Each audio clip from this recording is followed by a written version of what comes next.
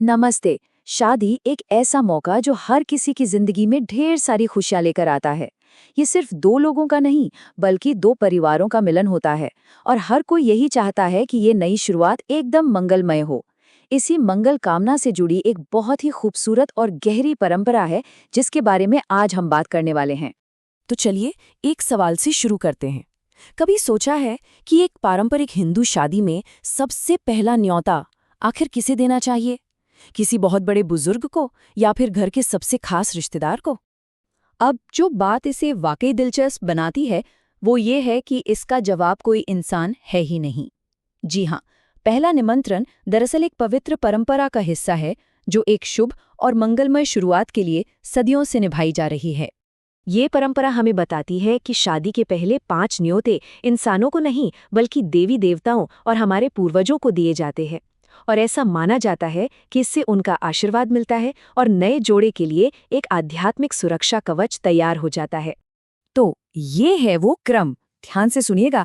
सबसे पहले गणेश जी, फिर भगवान विष्णु और माँ लक्ष्मी, उनके बाद हनुमान जी, फिर कुल देवता और आखिर में पितरों को।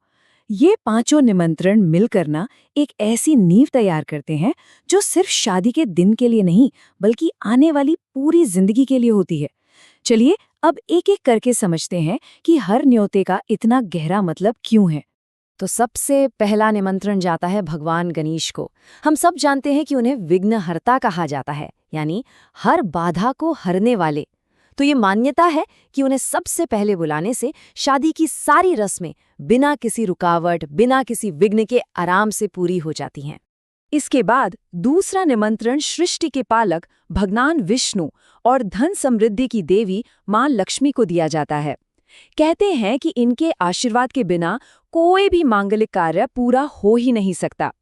ये न्योता नए जीवन में संपन्नता और पूर्णता की कामना के लिए होता है।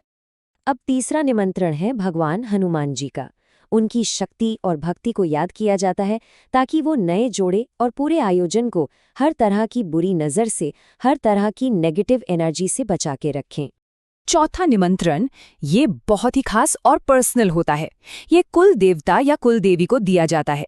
ये हर परिवार के अपने विशेष संरक्षक देवता होते हैं जो पूरे कुल यानी पूरे वंश की रक्षा करते हैं।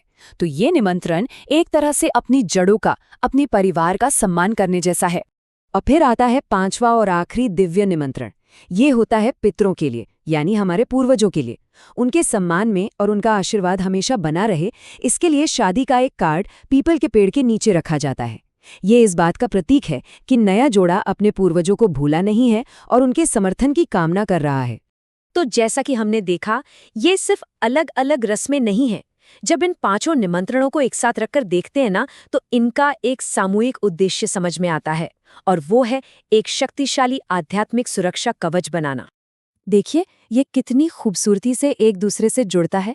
गणेश जी ने बाधाएं हटा दी, विष्णु लक्ष्मी ने समृद्धि और पूर्णता का आशीर्वाद दिया, हनुमान जी ने बुरी शक्तियों से रक्षा की, कुल देवता ने पूरे वंश को संभाला और पितरों ने अपना समर्थन दिया।